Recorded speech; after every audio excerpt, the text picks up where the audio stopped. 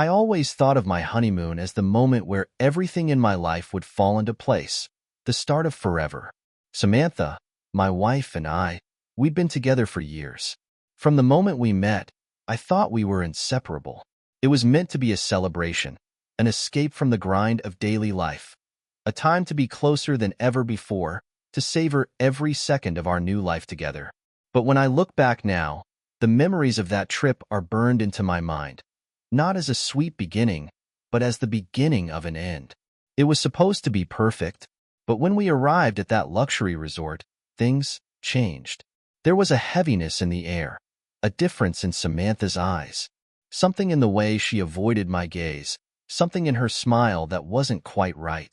I shrugged it off, thinking it was just the exhaustion from the flight, maybe the stress of the wedding. But that night, I wish I had known. We unpacked our things, and for a moment, I almost convinced myself that maybe I was just overthinking it. Samantha, she looked beautiful, glowing like she always did. But then, something caught my attention. Her phone. I don't know what it was.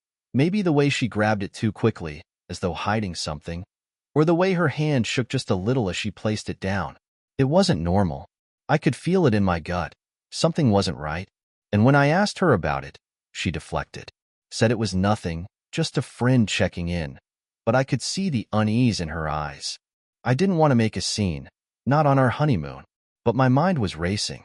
I tried to shake it off, but my instincts were screaming at me.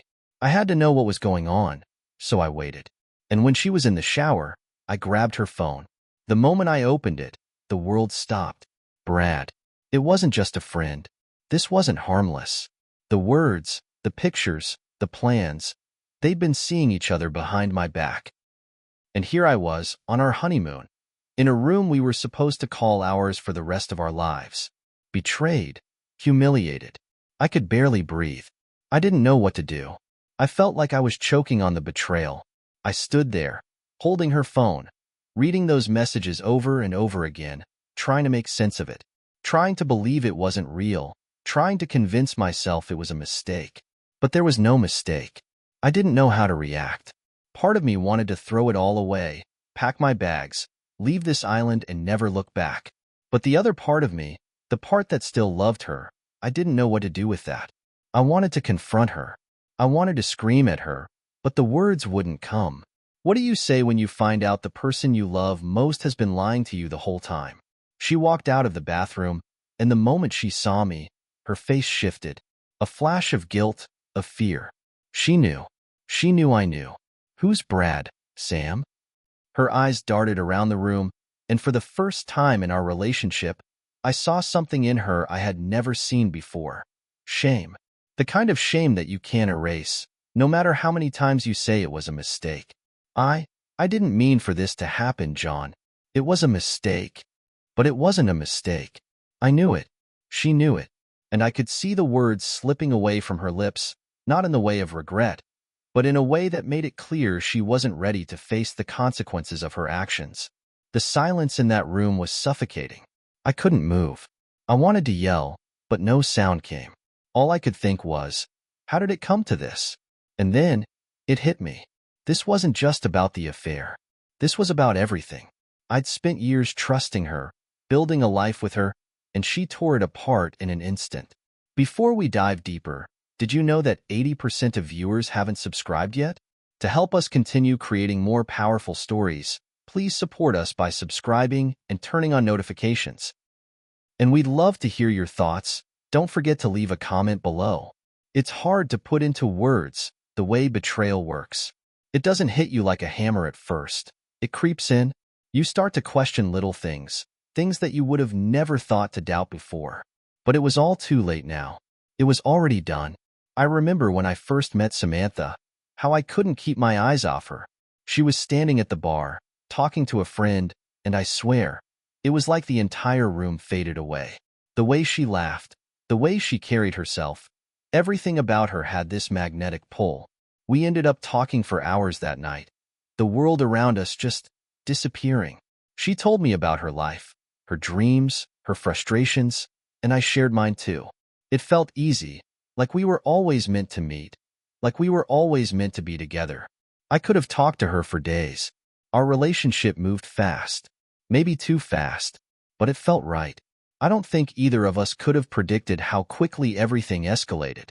Within months, we were inseparable, always texting, always calling, always checking in. The early days were perfect. Those days when we were still discovering the small things about each other, when every new moment felt like a revelation. I remember those little conversations, laughing until our stomachs hurt, staying up until the early hours of the morning just talking about nothing and everything. We moved in together after 6 months. It felt like the next natural step. Her apartment became home. I'd come home from work, and she'd be there, sitting on the couch, watching her favorite shows. It was simple, but it was ours. I thought I was building something real, something that would last a lifetime. She had this way of making everything feel permanent. I believed in it, wholeheartedly. When we decided to get married, it was never a question. I never doubted it for a second. We had everything in place: the venue, the dress, the vows.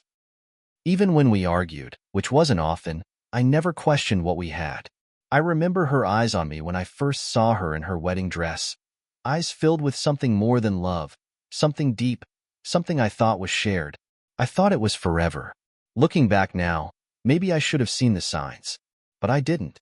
I was too caught up in the idea of it all, in the idea of us, to notice the small shifts, the little things that began to change. It wasn't sudden. It was gradual, almost imperceptible. The long hours at work, the unexplained trips she started taking, the nights when I'd get home to find her distracted, lost in her phone. I remember the first time I felt something off. It was months before our honeymoon, but I should have paid attention. She had been texting someone in the middle of the night, laughing to herself, sending messages that she didn't want me to see. I brushed it off, thinking I was just being paranoid. But I didn't push it. I didn't want to be the guy who questioned every little thing. I trusted her. But there were moments when I couldn't ignore it. The times she'd come home late, looking flustered, talking too fast, trying to brush it off. The strange, out-of-character behavior, like when she started acting distant when we were out with friends. I'd find myself sitting there, watching her laugh with others, while I felt like an outsider in my own life. I should have asked her what was going on, but I convinced myself it was nothing. I didn't want to seem like I was accusing her.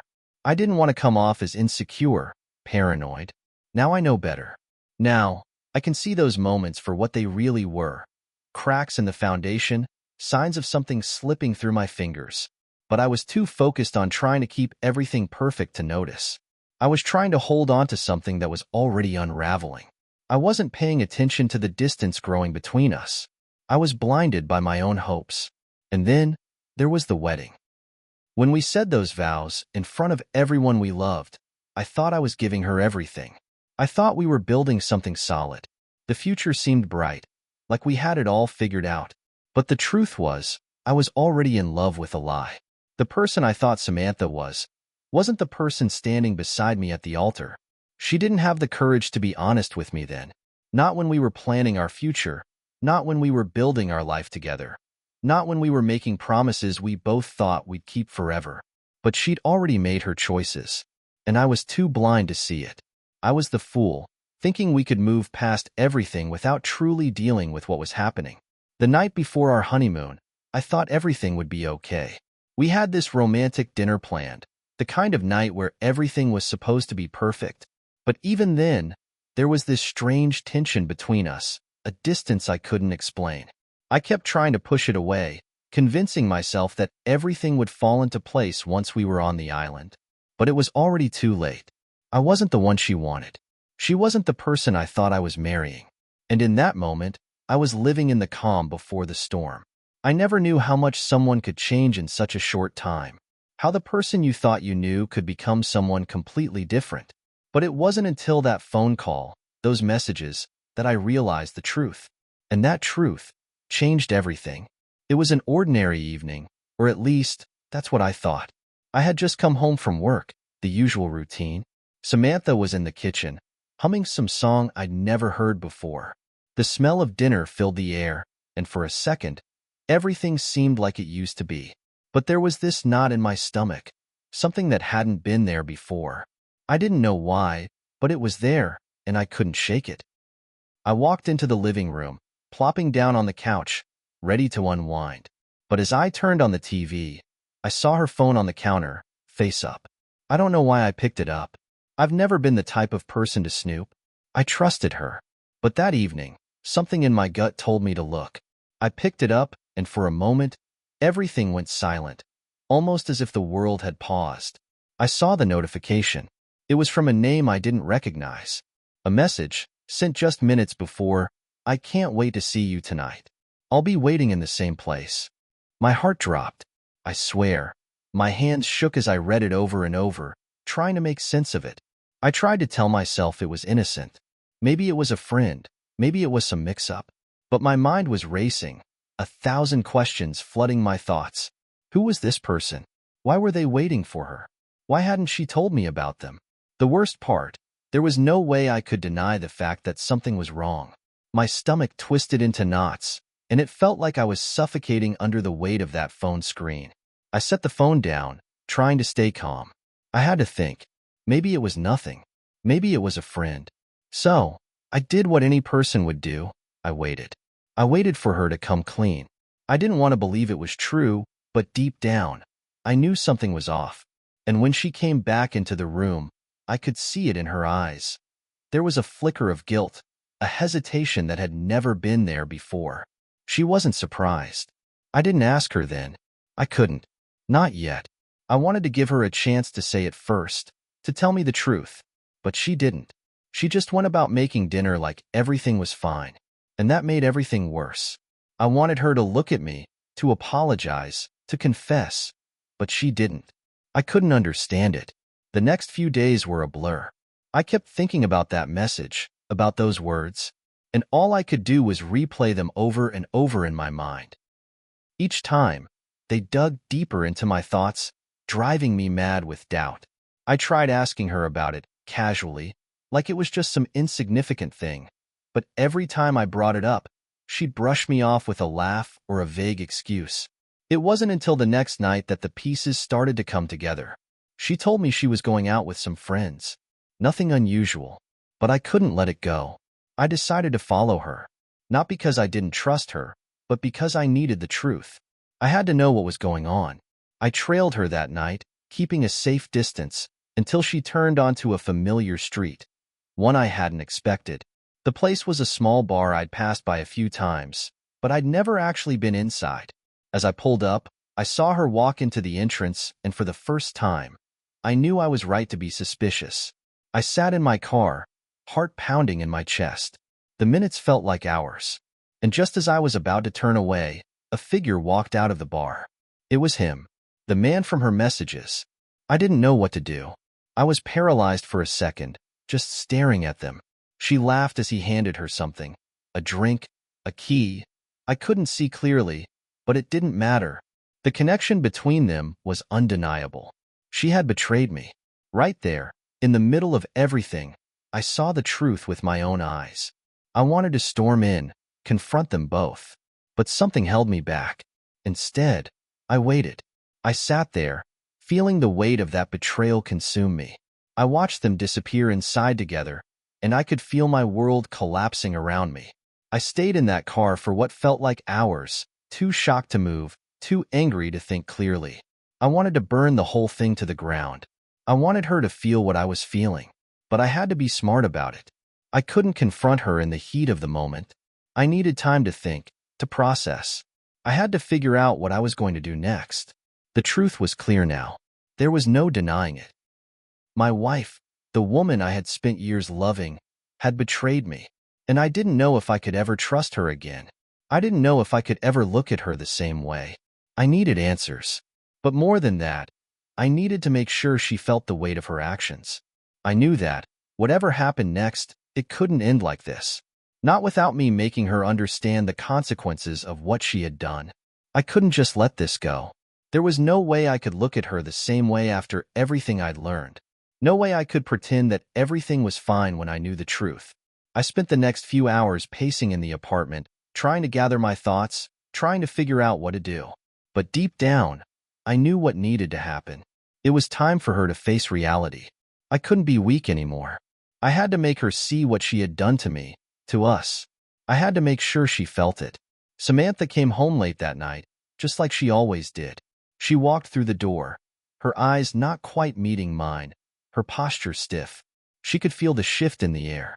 She knew something was wrong, but she had no idea how much I knew.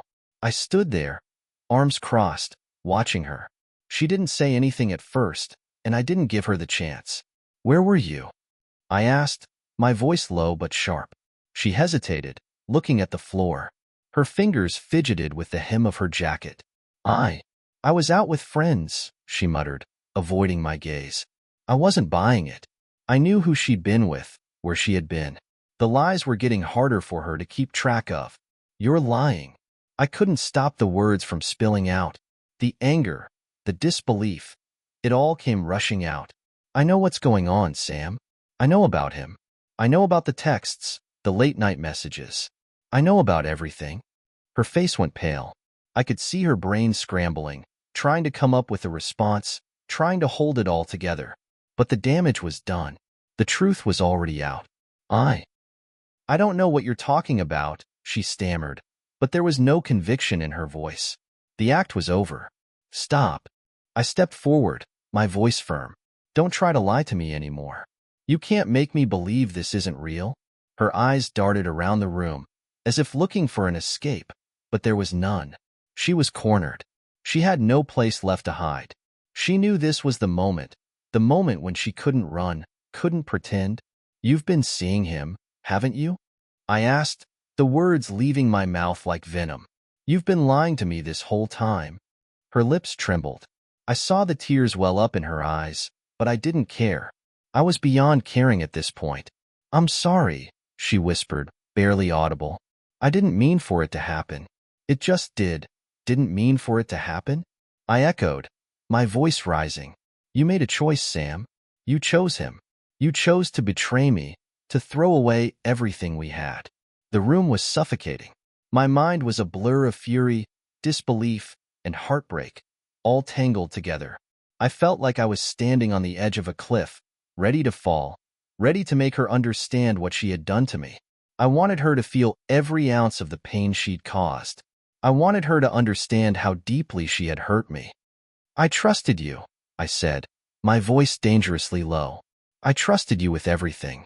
And you just threw it away. You made a mockery of everything we built together." The silence stretched on, thick and suffocating, before she finally spoke, her voice barely a whisper. "I don't know what I want anymore," she confessed, her face crumpling, tears falling freely now. That was it. That was the admission I needed. She didn't care. She never cared. I couldn't look at her the same way after hearing that. And for a moment, I didn't even recognize her anymore. This wasn't the woman I married. This wasn't the woman who had stood beside me and promised forever. This was someone else, someone who had willingly broken the bond we shared. And that's when I snapped. I grabbed her arm, hard. She gasped, but I didn't let go. The anger that had been building up inside me surged like a tidal wave, and before I could stop myself, I pulled her toward the door. "I'm done," I spat, my words sharp as I shoved her into the hallway. "You don't get to destroy me and walk away like nothing happened. You don't get to make me the fool." I pushed her out into the night, and for a split second, I saw fear flash in her eyes. Real fear, something I hadn't seen before. But I didn't care anymore. I didn't care about her tears or her apologies. She had lost all of that when she chose him. I slammed the door behind her, locking it. The sound was deafening. It felt like it should have been the end, the final word, the moment I was supposed to feel relief. But I didn't feel relief. I felt empty. I felt hollow. And then the guilt set in. What had I just done? I had hurt her. I had shoved her out into the night, alone. But then, as I stood there, breathing heavily, I realized something. This wasn't about hurting her. This wasn't about revenge. This was about making her understand, making her see the cost of her betrayal. She had broken me, and now she would have to live with the consequences of that. I didn't know if it was a permanent end or just a temporary break, but I knew one thing. I wasn't going to let her pretend it hadn't happened. I wasn't going to let her go back to the life we shared, pretending like everything was fine. In that moment, I realized something else, something even more painful. I wasn't just angry with her. I was angry with myself, angry that I had let it get this far, angry that I had ignored the signs, ignored my instincts. I had trusted her, and in the end, I was the one who paid the price. But it was over. She had made her choice, and now I had to live with mine. The road ahead would be long, and I didn't know where it would lead, but I knew one thing for sure. It would never be the same. In the days that followed, everything felt like a blur. The world seemed to move in slow motion, but every step I took felt heavy, like I was dragging my feet through thick mud. I couldn't shake the image of Samantha's face as I shoved her out, her tear-streaked cheeks and wide, desperate eyes. It haunted me. At first, I tried to numb myself. I threw myself into work, kept myself busy, and avoided thinking about what had just happened. But the silence in the apartment was deafening. Her absence, once something I had never imagined, now hung over me like a thick fog. The loneliness was crushing, more than I ever anticipated. I kept expecting to wake up and find her there beside me, expecting to hear her laugh or see her little habits that I'd once loved so much. But each time I opened my eyes, the truth hit me again, like a fresh wound. I thought I wanted her gone. I thought I could walk away from it all without a second glance. But the reality was, I didn't know who I was without her. For years, we had been each other's everything. We were a team. Now, all I had left was the empty space beside me. I had to admit it. I didn't know how to be alone. I spent nights lying awake in the dark, replaying everything over and over in my mind. Her face, her lies, her betrayal. I thought I'd be able to move on quickly, just cut her out and move forward. But it wasn't that simple. It never is it?